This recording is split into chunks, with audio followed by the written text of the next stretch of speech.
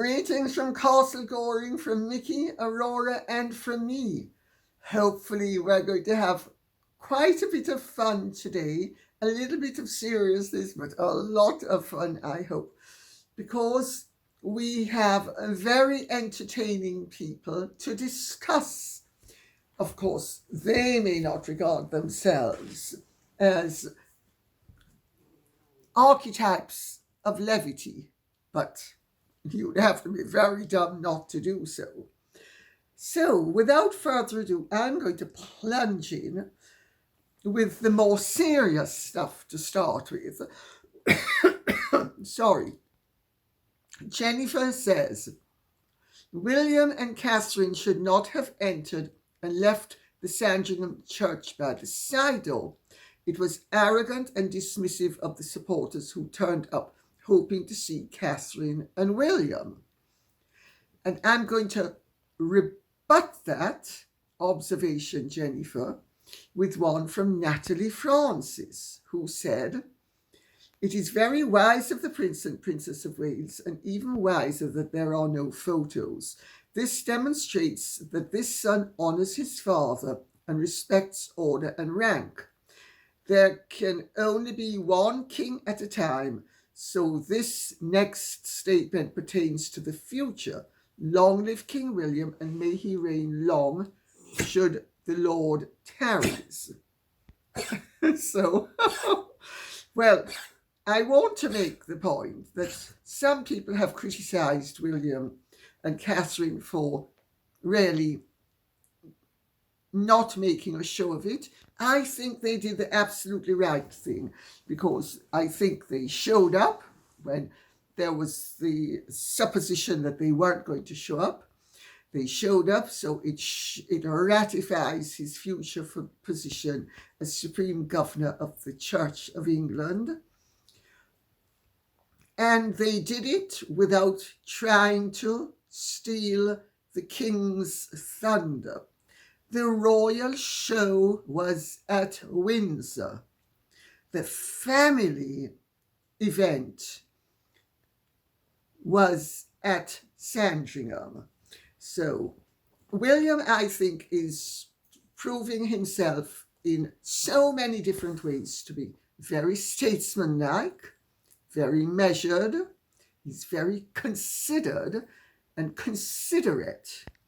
He's not impulsive. He's not lightweight like... Girls, what's that name of that person again? Harold. And of course, underneath it all, the gloves are off. Jason Knorf has been appointed to Earthshot. There are other things going on behind the scenes which show that the gloves are off. Now, Meghan has been deliberately provoking not only William and Catherine, but Charles and Camilla. The latest thing that she has done has been so overtly merging Charlotte's, George's, and soon, if not already, Louis' attire. Also, don't think that it's not, that nobody has noticed in certain circles that Harry and Meghan have stood by silently, and sometimes not so silently, sometimes very encouragingly, while their supporters have traduced William and Catherine. And I'm just going to very briefly mention one or two things going way back. The opening of Soho House in Amsterdam, when that story about William and Catherine's marriage was first floated. Well, we'd make a much better couple. I mean, we're so in love, you know. I mean, He can't take his tongue out of my ear ever. And quite frankly, I mean, we're just so absolutely in love and touchy-feely forever. And, we'd make a much better king and queen than William and Catherine. Blah, blah, blah. Then, of course, there were all of the accusations when Catherine was ill. But we're not going to recover that ground because I'm going to plunge in now with what Lois Sayers has to say. What are your thoughts on the Republic conservative side of Britain promoting Meghan and Harry because they know it would destroy the monarch? Yes. Meghan and Harry have allowed themselves to be used by the anti-monarchists in this country, and they have actively encouraged it.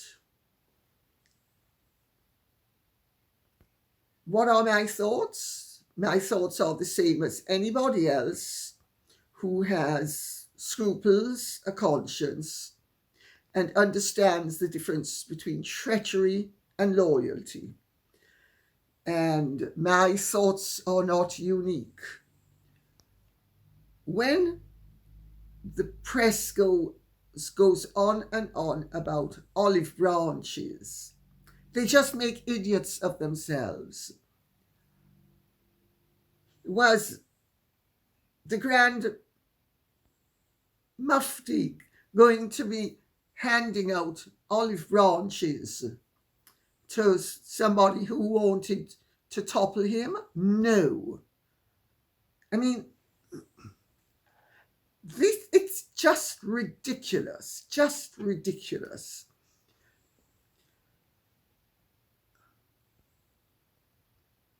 To wrap it up very succinctly, because I have a lot of ground to cover today, and these are huge subjects that, I mean, one could speak about this one aspect of it for days. Harry and Meghan have been deliberately playing to the Republican movement in this country. That is the anti-monarchist movement. They have done everything in their power to unpopularize the rest of the family and popularize themselves. There's nothing unique about this. This is what the Duc d'Orléans did in the run-up to the French Revolution. He funded the pamphleteers against Louis XVI and Marie Antoinette. He, at the Palais Royal, which was his palace, had pamphleteers on site actually creating vicious lies about Marie Antoinette and her supposed intimate friendship with the Princesse de Polignac. All lies, all lies. And that she had other lovers, all lies. And that Louis XVI was a dolt. Well, he was not very inspiring looking, but he certainly wasn't a dolt. He hoped that he would create enough havoc to supplant Louis XVI and his two brothers, the Comte de Provence and the Comte d'Artois, who ultimately became Louis XVIII and Charles X. Well, he certainly helped to bring about the revolution, and he certainly, once it started, he had to feed it. But he lost his head. He was executed as well. There's no way Harry and Meghan's mischief will ever see them ever sitting on the throne. Not that I'm actually saying that that is their objective, and we make a difference between objective and hope. Red says, I can't wait to hear your take on Megsy Baby and the ducks. Well, I actually, earlier today, when I was in the park, because Castle Goring sits in its own park, and it abuts a beautiful field, and the sheep and the lambs have just been released into it a day or two ago. And I took a little video of it, which I'm going to share with you. So, the sheep are back in the field. There they are, with their lambs. There they are. So bucolic. I just love the sound of them.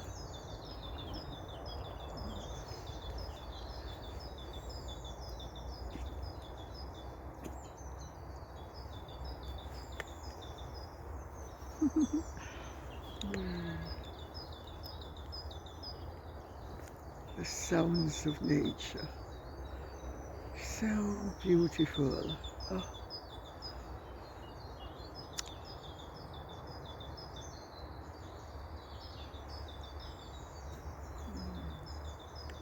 Just balm to the soul. And I am going to answer this question by contrasting what I have just said with what Meg's baby's reaction was when she saw the ducks. And doubtless, let's now pretend that since you might have seen her with the ducks, let's see her as if she is seeing the sheep in the field.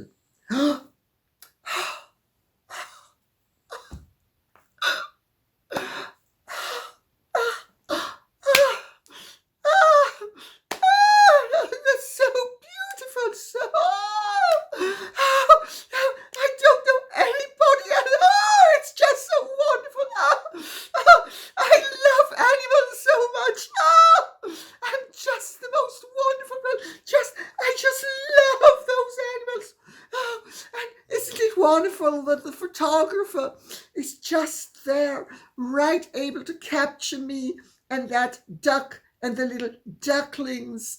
That, of course, it was a total accident that I ran across them.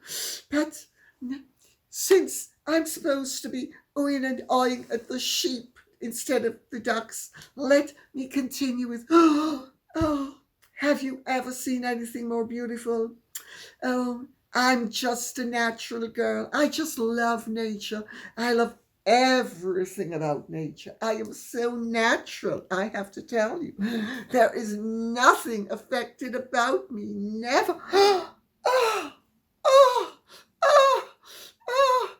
And if anybody thinks it's reminiscent of when Harry met Sally, you're onto something. Robin says, I've noticed that Meghan is rebutting all comments from social media through her podcast. Yes, that's always been her thing, to address criticism in a roundabout way. Her having babies, bullying, what a great friend she is, so kind, how hard she's worked, etc. Even adding extra to her storylines. Meghan must have worded her guests up to remind the listeners how wonderful she is. The podcast is another flop in the making. She's learnt nothing from Spotify. Very well observed. I mean, can you imagine spending your whole time maneuvering, manipulating, calculating, strategizing? I mean, how exhausting it must be. But I'm going to read out a little bit of what she said on her third podcast, which she has it with a hair colorist called Cardi Lee. Now, my understanding is that every single person of note that Meghan approached to appear on the podcast ran a mile. All of a sudden, nobody was taking her calls. How does that one work? I mean, everybody loves me. I'm the most famous person on earth. Everybody loves me. Oh, there's got to be an explanation. So what does she do? She's scraping the bottom of the barrel with employees or people who are of her category. Fourth raters. I mean, can you imagine having a podcast about founders, the confessions of founders of various businesses, and she's choosing her hairdresser? I ask you, you talk about ridiculous. Anyway, she said, because of course she also has to explain away everything, because I'm just the greatest success that God ever put on this earth, and I'm just wonderful, and I'm perfect, and anything that looks as if it isn't has got to be explained away. So what does she say? I had secured as ever as a name in 2022. If I remember correctly, it was registered in 2024. I could be wrong, but I seem to remember that. And then, as everything started to evolve last year, and bringing in a partner the size that it was, and it was just so interesting. I mean, what's she saying? But word salad, but she knows it's word salad, and she now knows she's accused of word salad. So wait for the end of this. Because you remember I said, I like American Riviera as an umbrella, and then be able to have verticals beneath it. I mean, talk about what a tosser. And maybe have the orchard really small, but then that's not feasible. Suddenly it became this word salad. You see, she does listen. Doesn't learn, but she listens. I didn't love that so much. I was like, I'm a Kardashian, everything's got to be like. I was like, okay, well, let's go back to the thing that I've always loved, because remember, Meghan's a great lover. She loves everything and everyone except her father, her brother, her sister, her mother's family, the king, the queen, the Prince of Wales, the Princess of Wales, the rest of the royal family. She loves everyone, especially when she can push them around or there's a check to be written in her favour.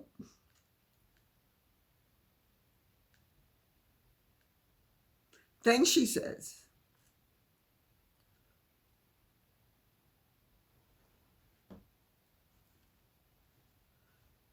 and maybe have the orchard really small, but then when that's not feasible, suddenly it became this word salad.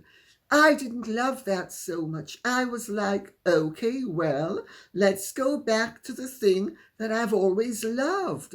Let's use the name that I protected for a reason that has been sort of on the wraps. I mean, who's she trying to kid? I mean, the woman is so pathetically inadequate. It's unbelievable. And then we were able to focus in the quiet and put our heads down and build on something that no one was sniffing around to even see about. Notice the disdain. Nobody was sniffing around. I'm so great and grand and important. Everybody's so interested in you that they sniff around. No, Meghan, people are interested in you because you make a prize ass of yourself. And they're there for the entertainment. And they're waiting for your denouement. That's what they're waiting for. That's their interest. Their interest isn't in you. Their interest is in the production that you create and the expectation and often with people, hope that your comeuppance will come. It was just really, really helpful to have that quiet period, which you would know after spending so many years working on something, building it, and the pivots that you had to take with it. I tell you.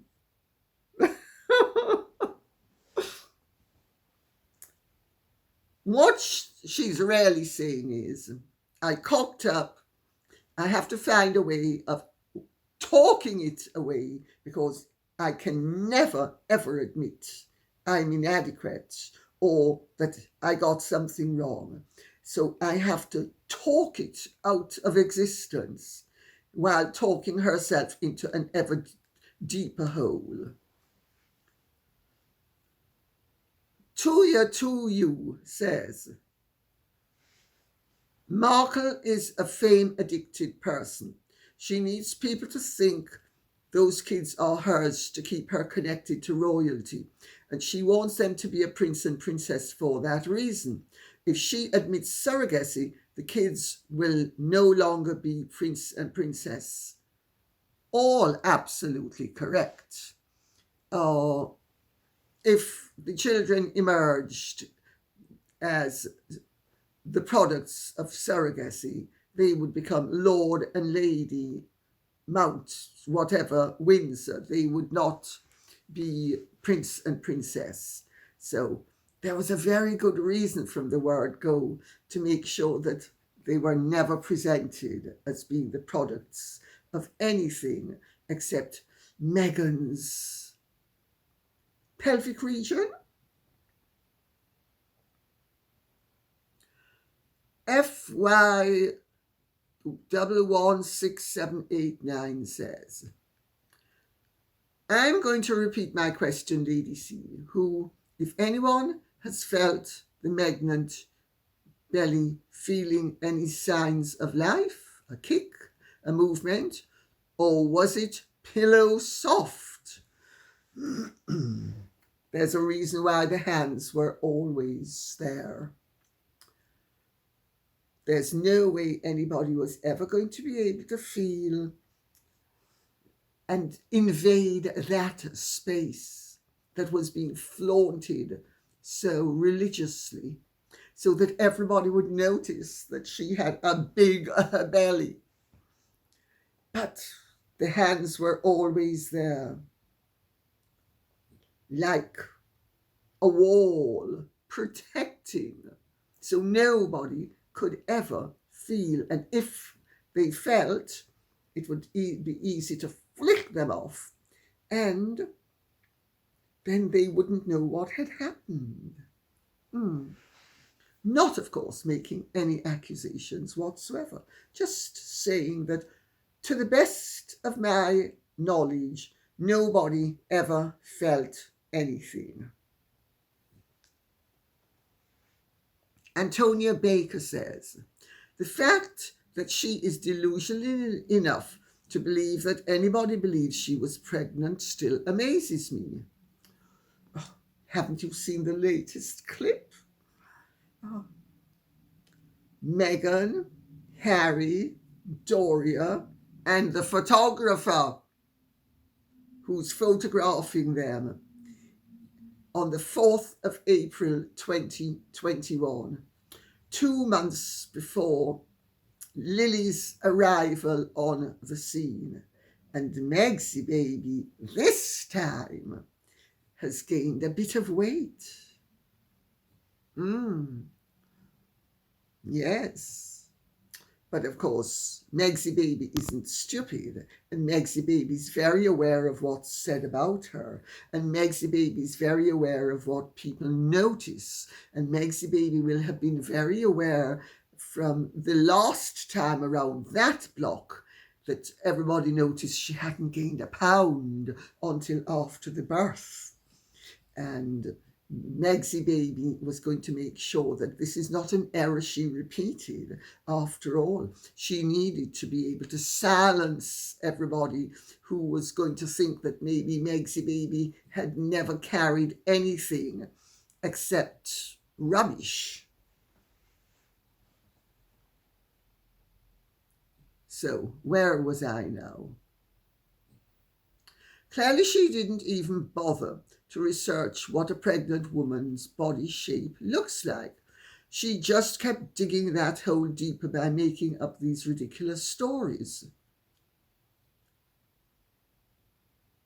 Well, she did make up ridiculous stories.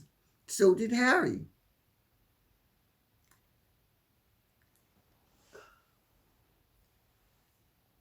They are going to continue to deny the obvious. They're going to continue to deny it. But I have to say, one way or the other, the whole situation is untenable.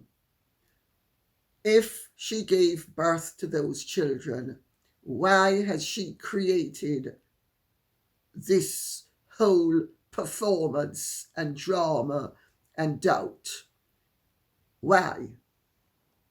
And if she didn't, why didn't she come clean?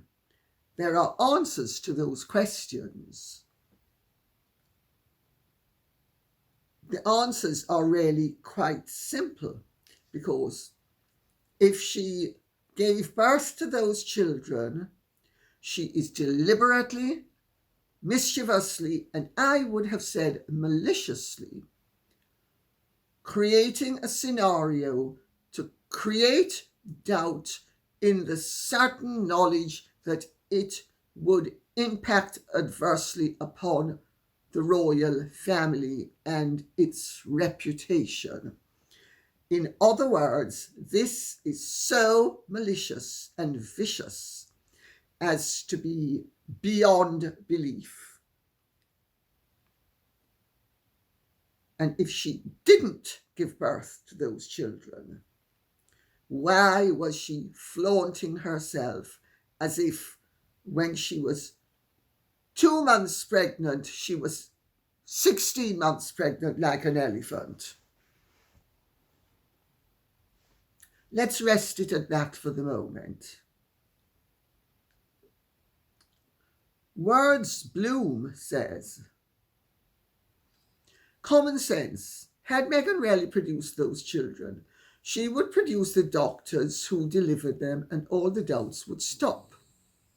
Not if she wanted to be really vicious, mean, nasty and destructive, and has orchestrated this whole thing to make herself into a victim at the expense of the royal family. I make that point for what it's worth. Because no matter which way you look at it, her conduct is indefensible and truly remarkable. Also, had she given birth to any royal child, wild horses could not have kept her from appearing on those hospital steps, cosplaying Diana and Catherine. Does anybody really believe that Meghan, who is an attention junkie, would have given up the opportunity of appearing in front of the world's media with all those cameras taking pictures of her on the hospital steps because she wants privacy? Come on, Meghan doesn't want privacy. She wants secrecy, but she calls it privacy. Absolutely right. She wants cover-ups. She wants to be able to create problems, cover up her part in them. Meghan is truly one of the most vicious and malignant personalities it has ever been my displeasure to observe. This whole situation is so completely unacceptable. Easily solved as well. Because let me make one point. I don't think she should be given sufficient space to solve it. I think it should be solved from Buckingham Palace. But let's continue. Vanessa Everett says, Dear Lady C, is it possible that King Charles was praising Islam as to appease them for what Harry said in his book Spare about getting rid of 24 of them? I would like to hear your thoughts on this. Love to you and your fur babies. Well, it's possible, but I don't think it's probable, and I don't think it's at all likely. I think Charles is a believer in faith, and he is a particular believer in the Abrahamic tradition, which is 3 particular religions: Judaism, Christianity, and Mohammedanism. And I think that he is well-intentioned, and I think that he sometimes doesn't understand, as my grandfather used to say, the way to hell is paved with good intentions.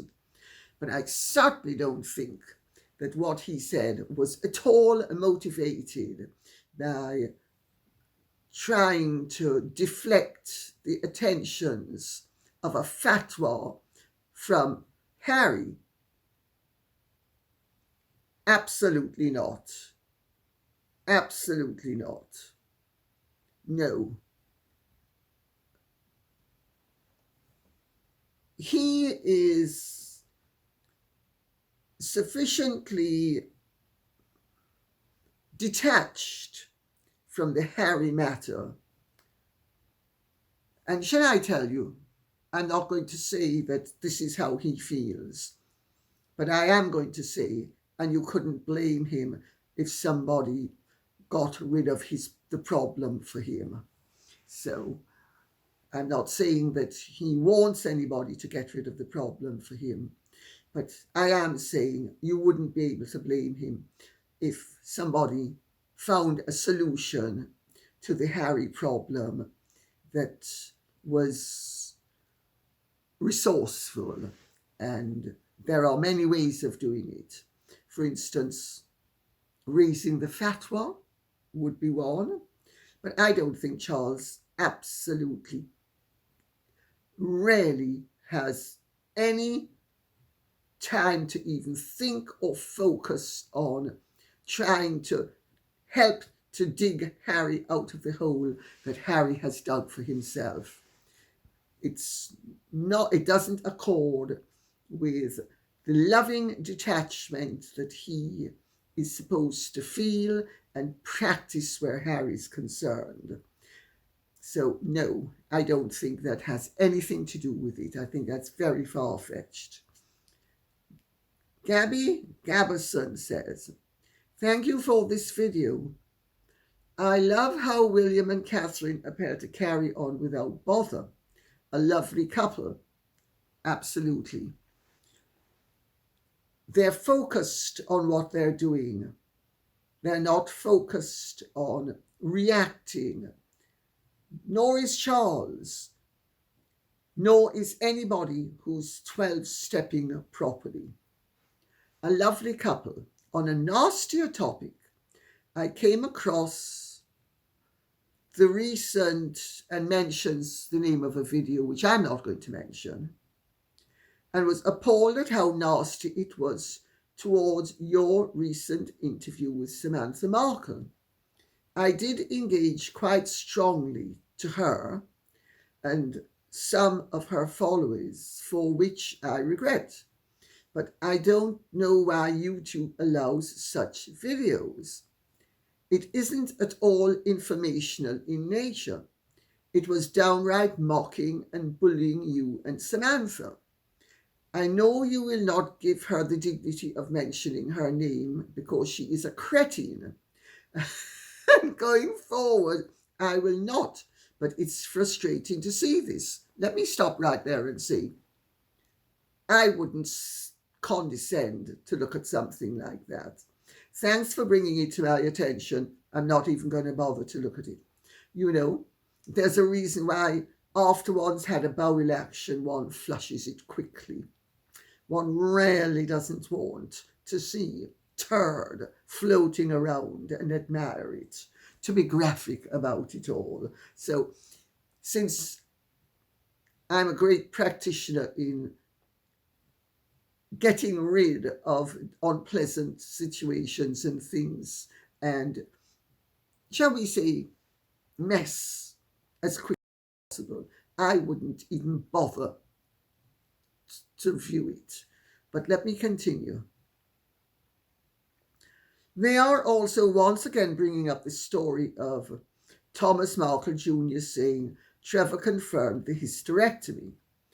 I just want to give a link to a video from last year that indeed does say Trevor confirmed Meghan Markle's hysterectomy. I don't think the creator of the video is reliable, but the video is out there to be Googled. So, Thomas Markle Jr. did not lie about being able to Google it. Sorry. And Gabby Gabberson very kindly provided the link, and I looked at the video. And the video does assert that Thomas Markle Jr. was told this by Trevor Engelson. So it's at one remove already. But yes, it proves Thomas Markle Jr. didn't lie about that. And he never said actually, because I'm quite clear about what Thomas Markle did say.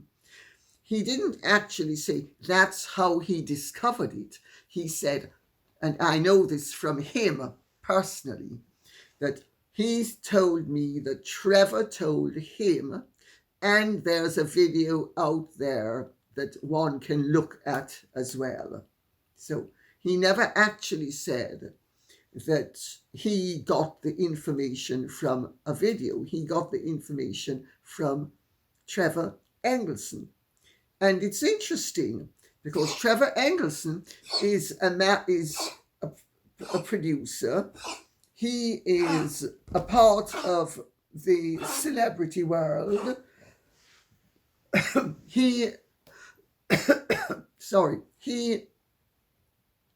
Both Mickey and I are coughing. he knows that this story is out there. He could very easily rebut it if it were untrue. The fact that he has remained silent, I would have said, condones and ratifies and verifies what Thomas Markle Jr. has said. So, let's leave it at that. And we're going to end with what Melinda Amy Roth says. Please, Lady Colin, could you discuss Blake Lively and the fake subpoena? I love your beautiful outfit and amethysts. Thank you for always teaching, edifying on history and being a moral example. God bless, sincerely, Melinda Amy Roth. Thank you very much for that. I don't really try to teach. I try to exchange and hopefully interest and hopefully maybe entertain. And if I'm teaching, fine. And I really do try to have some substance to my conversation wherever and whenever I have it. But I'm not so worthy as to be teaching and edifying. I leave elevation to the Meghan Markles of this world. Cock your finger as you take tea, one classy action at a time, says I, being mischievous. So no, I'm sorry. By the way, I appreciate what you said very greatly. So I'm not trying to disparage what you said. I'm just trying to point out that I actually do not really try to teach. I actually hate teaching. So uh, I love learning and I love sharing knowledge, but I don't like teaching. Never did. Wasn't I don't think even when I was growing up I liked being taught either. I liked knowledge. So to answer the question, yes.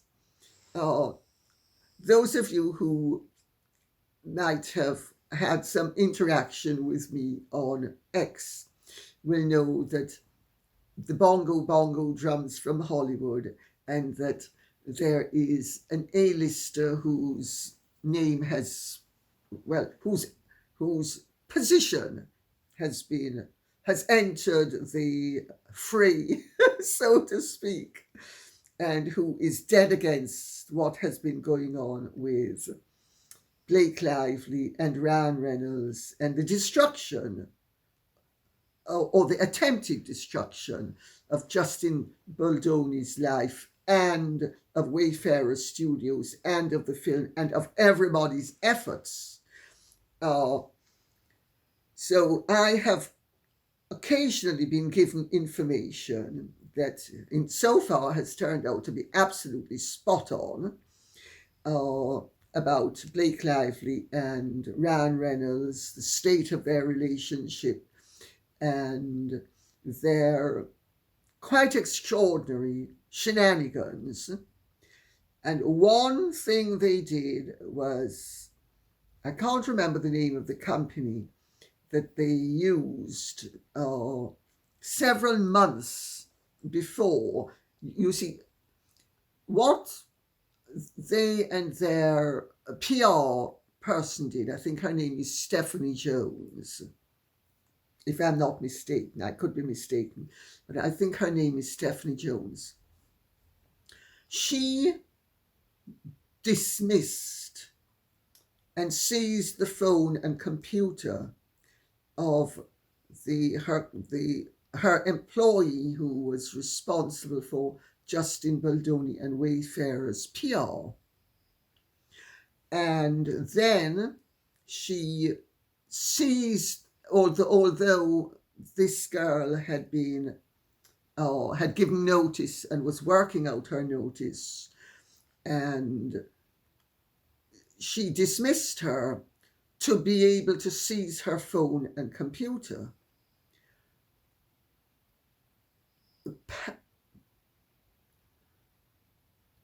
Not coincidentally, in fact, as a obviously direct ploy to fish for information, which they succeeded in doing, having seized the phone and the computer, they were able to gain access to everything that the girl and Baldoni and Wayfarer had been, all their communications.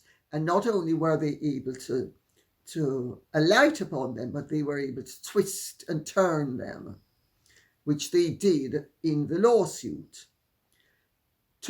But once they had that, they had no right to it. They couldn't use it, except if the lawyer, their lawyer, their being Blake Lively and Ryan Reynolds' lawyer, could find a way of subpoenaing those items, or the information in those items. And so what did they do? Her lawyer, who I think a few years before had also done a John or Jane Doe exercise, but not a total John and Jane Doe exercise, the way they did on this occasion. And they did it, and it was done by Van something, I don't remember the name of it now, which was a company that Blake Lively owns. And Van is Vancouver, because Ryan Reynolds is whatever it's called, the thing with the curly Q, is Van City Reynolds. It's not at Ryan Reynolds, it's at Van City Reynolds. So, and it turned out that this was her company, which had no connection whatsoever to the company that employed her, Blake Lively, because Blake Lively was employed through a company. So she wasn't employed directly. And in the law, there is a question of identity. A person is not the same entity as a company. So not only is Blake Lively out of line, because she has proceeded with this lawsuit as if Wayfarer employed her. It didn't. It employed a company that, and another company, not Van, whatever it was, that dished up her services, so to speak. And so, but it wasn't that company. This Van Gan, I think is the name, something like that, was just nothing, no, it has no locus, no right, it's not a part of anything. It was the whole lawsuit was fabricated to be able to claim, to be able to seize the contents of the phone and the computer, which is totally an abusive process and totally against the law, because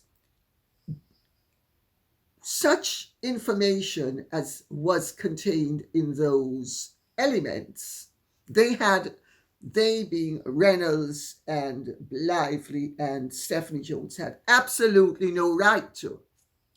And such right as they would have been able to achieve would have had to have been done in the process of a proper lawsuit.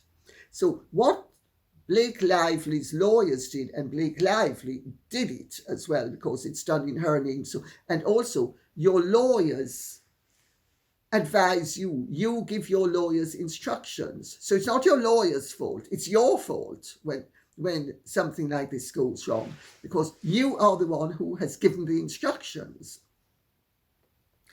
It was a fraudulent exercise to gain knowledge to which they had no right whatsoever. So they created a lawsuit from a company that had no connection whatsoever to do with the movie. On the back of that, they served a subpoena to get the phone and its contents and the computer and its contents handed over. Again, totally an abusive process, and in breach of because if everybody could do that, there would be no need for discovery. I mean, Blake Lively her actions are those of a crook and a con woman.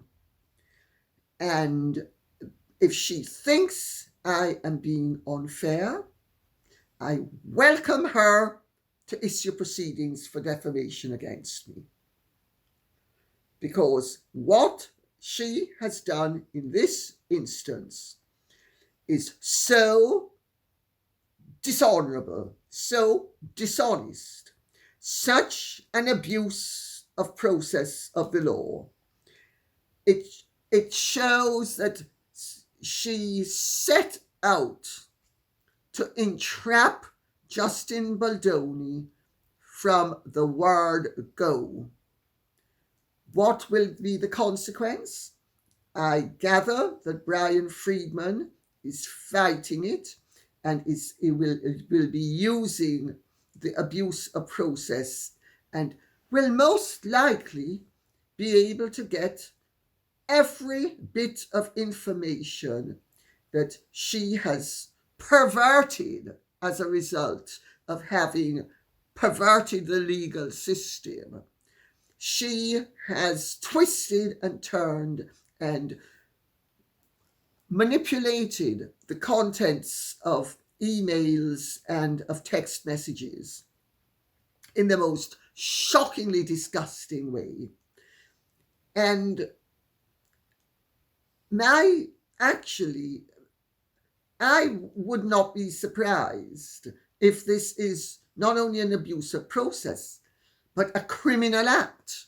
And if it is, I would encourage Brian Friedman and Justin Baldoni and anybody else involved with Wayfarer Studios, and there are many of them involved, to take all legal steps to see that justice is done and that she pays the price for her abuse of the system. So that's my take on it. Am I wrong? Not off the evidence that has been presented to me. Am I fair? Absolutely. It is an outrage what she has done. Does she have the intelligence to have done it on her own? Certainly, the lawyer who acted for her had been involved with something some years before that was not akin, but that was parallel in some ways, but radically different in others. And so the lawyer herself, and I think it was a woman, should have known better. But there are, lawyers take their clients' instructions. Really, absolutely shocking the way that whole situation has been set up from the word go. And this, incidentally, the subpoena was issued. No judge signed off on the case, as was supposed to happen. The whole thing was, and then the matter was dropped. It was a purely mendacious and dishonest exercise, taking advantage of the law in the hope that nobody would ever find out about it. And they did. And they did.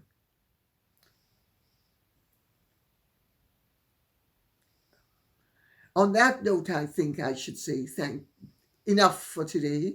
Thank you very much for listening. I hope this has been of some interest to you.